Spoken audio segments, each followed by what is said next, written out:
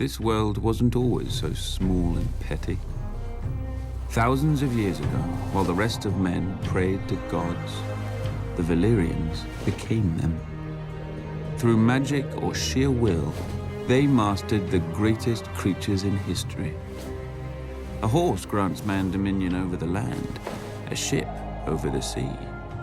But dragons gave us the sky, and everything and everyone beneath it.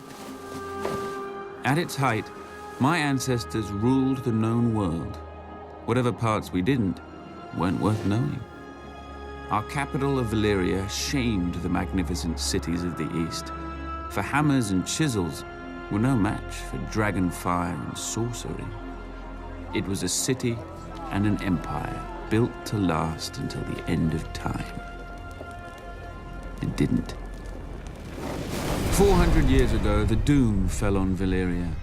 Mountains cracked open like eggs, lakes and rivers boiled, fountains of fire, ash and smoke spewed from the ground, so high and so hot that even dragons burned in flight.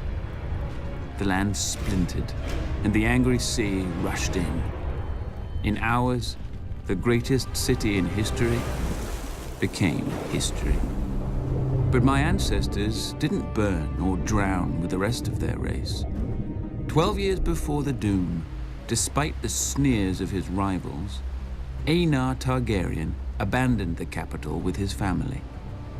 Legends claim that his daughter foresaw the destruction of the city in a dream. More likely, Aenar met with some mishap at court and chose exile over execution. He and House Targaryen slinked away to a dreary, remote, god-forsaken island. Forsaken no longer.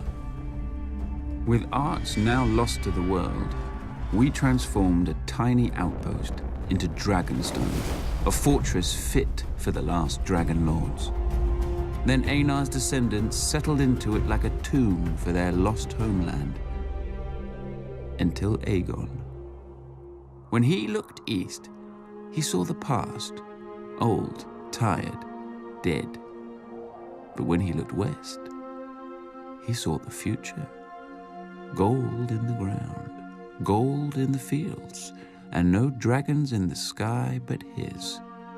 He and his sisters, Rhaenys and Visenya, flew over the great continent, ostensibly visitors to a strange land.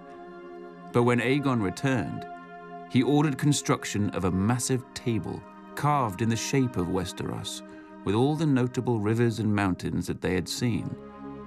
A personal map of the Seven Kingdoms, then ruled by 7 squabbling families. House Durrandon held the Stormlands from their seat at Storm's End, due south of Dragonstone.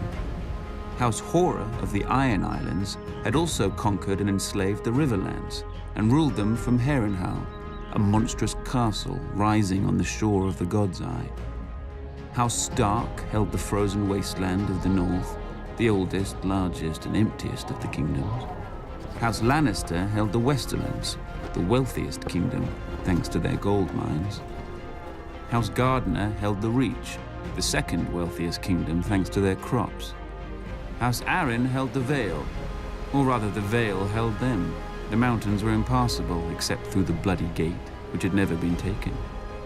House Martell held the deserts of Dorne, probably because no one else wanted them. Together, the 7 kingdoms made Westeros, a realm that wasn't yet a realm, ruled by great families who didn't know what greatness was. Aegon would teach them.